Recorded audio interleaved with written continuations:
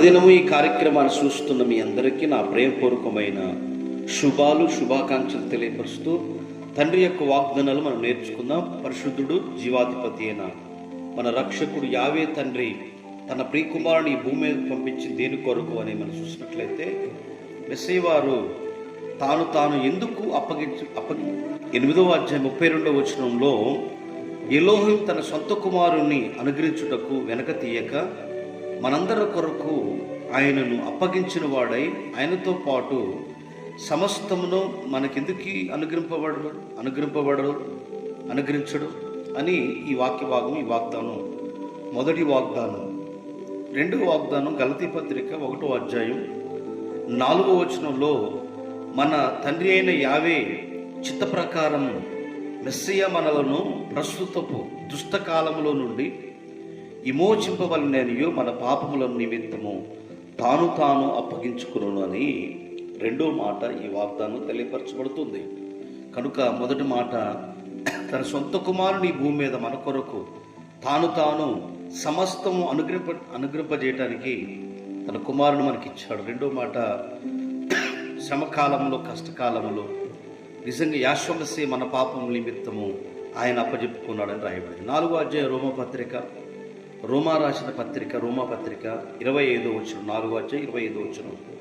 ఆయన మన అపరాధముల నిమిత్తము అప్పగింపబడి మనము నీతిమంతులుగా తీర్చబడటికి ఆయన తాను అప్పచెప్పుకున్నట్లుగా ఈ లోకంలో ఈ 3వ వాగ్దానంగా మనం నేర్చుకున్నాం. ఎఫెసీ పత్రిక 5వ అధ్యాయము 2వ వచనంలో యాశ్వమెస్సయ్య వారి మిమ్ములను ప్రేమించి పరిమళ వాసనగా ఉండుట కొరకు మన కొరకు తాను యావే తండ్రికి అర్పణగా బలిగా అప్పజెప్పుకున్నట్లుగా అలాగనే మీరును ప్రేమ కలిగిన వారై నడుచుకోవాలని తన శిష్యులకు ఎఫెసీ సంఘానికి రాస్తూ తెలియపరిచాడు.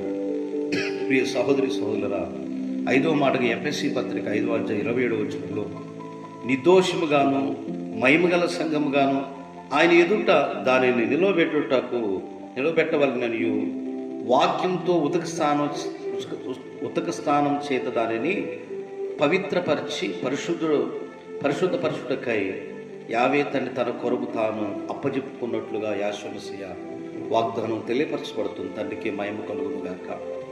మరో వాక్యం గలతీ పత్రిక మనకు తెలిసినట్టు అధ్యాయం 2వ వాక్యం 20వ వచనం. నేను మెస్సయ్యతో కూడా సిలువ వేయబడి ఉన్నాను, ఇకను జీవించువాడు నేను కాను, మెస్సయ్యే నా యందు జీవించుచున్నాడు. నేను ఇప్పుడు శరీరము జీవించుచున్నాను. జీవితము నన్ను ప్రేమించి నా కొరకు తాను అప్పజెప్పుకున్నట్టే యాశ్వమెస్సయ్య ఆ యావేతని కుమారుని అందలే విశ్వాసం వలన జీవించుతున్నాను. ఇప్పుడు జీవించే జీవితం కాదయ్యా. ఇంతకుముందు ఎలా జీవించారంటే అనేకులను నిందించి, అనేకులు హత్య చేసి, సవులుగానే నేను ఎంతోమందిను నిందించాను. కానీ ఇప్పుడు జీవించే జీవితం ఇప్పుడు నా కోసం కాదు, నా కోసం ఆయన తాను అప్పచెప్పుకున్నట్టే ఆ రక్షకుని కొరకు నేను సిలువ వేయబడి ఉన్నాను అంటాడు. ఎవరితోని? నా రక్షకుడైన యాశ్వమెస్సయ్య గారితోని సిలువ వేయబడి ఉన్నాను కనుక జీవించేవాడను నేను కాదు, నా పరలోకపు తండ్రి జీవిస్తున్నాడని ఈ వాగ్దానం మన కొరకు తెలియపరచబడింది. అలాగనే తీతు పత్రిక 2వ అధ్యాయం 14వ వచనంలో ఆయన సమస్తమైన దుర్నీతి నుండి మనలను విమోచించి సక్రియ ఆసక్తి గల దాస్యము నుండి ప్రజలను తన కోసమే పవిత్రపరుచుకొని తన సొంతం చేసుకున్నట్టుకై తాను మన కొరకు అప్పజెప్పుకునేను అర్పించుకున్నది రాయబడింది. పిల్లరా, ఈరోజు ఈ వాగ్దానాలది మన కొరకే కనుక తన సొంత కుమారుని దేని కొరకు ఇచ్చాడంటే మన కొరకు ఆయన ఇచ్చాడు. మన కొరకు ఆయన ప్రజలుగా ఆయన మార్చబట్టడానికి మన కోసం ఆయన త్యాగం చేశాడు. మన కొరకు ఆయన విజ్ఞాపన చేయడానికి భూమి మీద తాను అప్పచెప్పుకున్నాడు. పౌలైతే ఇక జీవించేవాడు నేను కాదయ్యా, నేను నా ప్రభు కొరకు జీవిస్తున్నాను, ఇంత జీవితం జీవించాను, ఎంతోమందిని చంపాను, కానీ ఇప్పుడు మాత్రము నా రక్షకుడైన యాశ్వమెస్సయ్య కొరకు నా యందు జీవించేవాడు ఆయన మాత్రమే చెప్తున్నాడు. మనం కూడా ఈ పస్కాకు సిద్ధపడి మనం రక్షకుడికి మన తండ్రికి అప్పచెప్పుకుందాము. అట్టి కృపా ధన్యత ఈ వాగ్దానాలన్నీ కూడా తండ్రి సన్నిధిలో నెరవేరును గాక. మీ అందరి కుటుంబాల్లో శాంతి సమాధానం వీటి ధ్యానించాలంటే చాలా సమయం ఉంటుంది కనుక ప్రియ సహోదరులారా, ఈరోజు మన కొరకు రక్షకుడు తండ్రికి అప్పచెప్పుకున్నట్లు మనము ఒకరినొకరు మన పాపాలను ఒప్పుకొని మన శరీరాన్ని మన దేహాలను తండ్రికి అప్పచెప్పుకుందాము.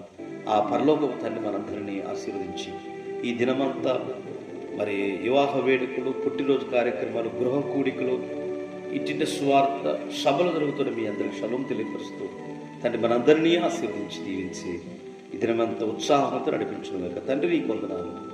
ఈ ప్రియ బిడ్డలందరూ తండ్రి ఈ వాగ్దానాలు వీక్షించారు తండ్రి. నేను వారిని ఆశీర్వదించి ప్రతిరోజు మానుకుంటా తండ్రి వాగ్దానాలను అనేకులు తెలియపరుస్తుండగా యాశ్రమిస్తయ్యా ఈ సన్నిధి సమాధానంతో నింపి బలపరచమని వారి దివ్య నామం ద్వారా అడుగుతున్నాం తండ్రి.